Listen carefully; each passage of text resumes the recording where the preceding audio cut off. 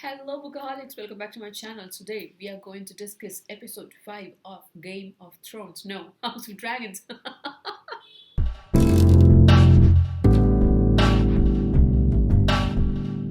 I'm just crazy, and my name is Angela. You can call me Angie. My channel's name is Angie the Bookaholic. In this channel, I talk about books and all things related to books, including movie adaptations and TV adaptations. So if you love those kind of stuffs, please, you're welcome to subscribe to my channel and also engage with me by commenting in my videos.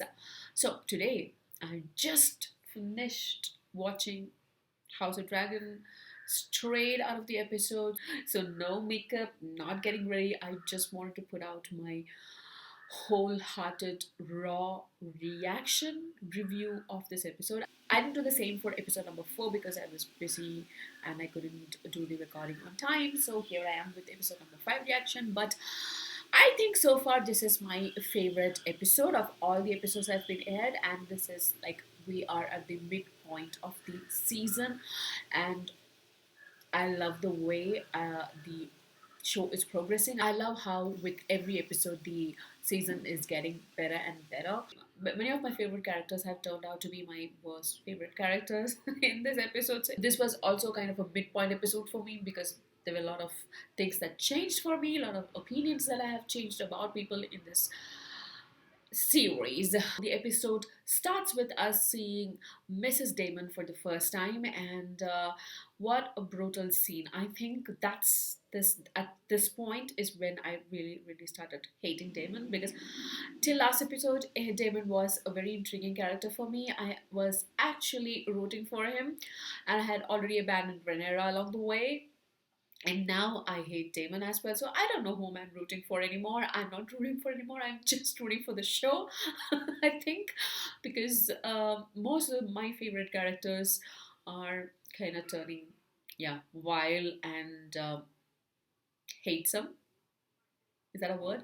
I don't know, but basically I hate them. I think the only person I still have some love left for and respect is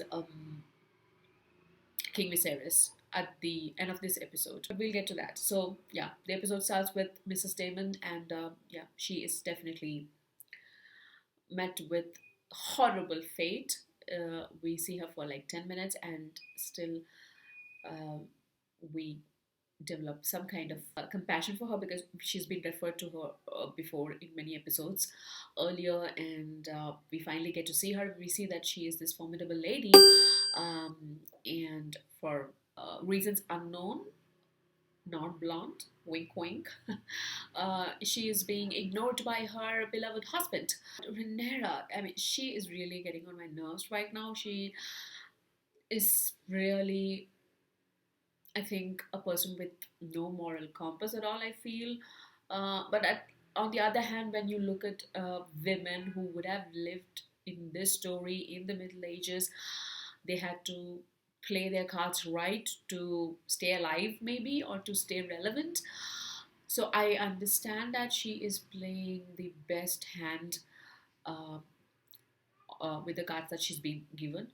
So that's okay, but still at the same time, I think she could have done a lot of things better um, without hurting as many people as she is doing right now. She's been unfaithful to her best friend Alicent. Of course, Alicent betrayed her trust by marrying her father. That's there, but still, yeah, she could have been honest with her best friend. That's what girls do, right? We share our feelings, we share our secrets, and so especially with our best friends. So even if it's matters of heart, best friends don't judge each other. So she should. I mean, I don't think Alison would have judged her if she would have forthcoming. She wasn't, and I think that's what hurt Alison the most. That she swore on her mother and all that jazz uh, in the Godswood, and yeah, that was rather uncomely of her. I think that's what uh, hurt Alison the most. Not the fact that she has lost her purity, but it's mostly that she was not forthcoming and honest with her Now that we're talking about Alicent, now Alicent is a person. If you've seen my previous video on House of Dragons, you would have noticed that I didn't like Alicent much. She was not one of my favorite characters, but this episode changed that for me. I think Alicent is one of those very honest person, and she is doing the best by what is given to her. She has been a good wife, and then she learns that her husband has lied to her. Uh, which in fact he didn't, because he didn't think that was true. So he was not wrong there, but still she thinks that her husband had lied to her, and because of that, her father had to face a consequence. And so she is bitter now, and rightfully so. And you know what? This episode had so much of a trope which I hate the most in stories, in novels, in books, in shows, which is the misunderstanding trope. Like people misunderstanding each other, and that's what's been happening. Alison is misunderstanding a lot of people. Talking about this trope, that scene between Sir Kristen Cole and Alison Hightower. Oh my god, I was like screaming, no, no, no, no, Alison, to be clear about what you're asking. And then he comes out and spills a bean on something that was completely not in her radar. Oh, that was a frustrating moment for me. You know why I hate that trope now, right? I mean, people misunderstanding each other and then setting off this whole wheel of things to come, uh, which uh, which piles on and adds on and then creates all kind of chaos. I hate that trope. Like I mentioned previously, I think King Viserys is my most favorite character now. He's the only one left now in this whole series whom I really want to like. And he really gives me this vibe of, you know, no, let me rephrase it. I think he is somebody, or he is a king, what Ned Stark would have been if Ned Stark would have become a king. He wants to keep the peace, he wants to do right by his friends, his family, he's trying to balance everything. He doesn't want a war to break out, especially a civil war. He wants to keep his daughter on track, he wants to rein in on his mad brother. He wants to keep the realm happy. He is not this jealous, power crazy king who wants his son, take over the throne, but he wants to do right by Rhaenyra as well. So there is so much righteousness in him, but sometimes, his righteousness is what makes him the weak king. Like they say, a good man not necessarily make a good king, right? So that's the situation with King Viserys, but I'm really hoping that he's still there for the future episodes. And I'm kind of relieved because we get a glimpse of him in trailer for episode 6. So in next 10 years he's still alive, well and good, ruling the realm. So that's fine. So it would be still interesting to see the politics play out and all these Game of Thrones underway in the coming episode. The trailer, if you have not watched for episode number 6, is wonderful as well. We lose 2 of our actresses and we get new 2 actresses who are aged up for Princess Rhaenyra and Queen Alicent. So that will be interesting to see how the new actresses play these roles.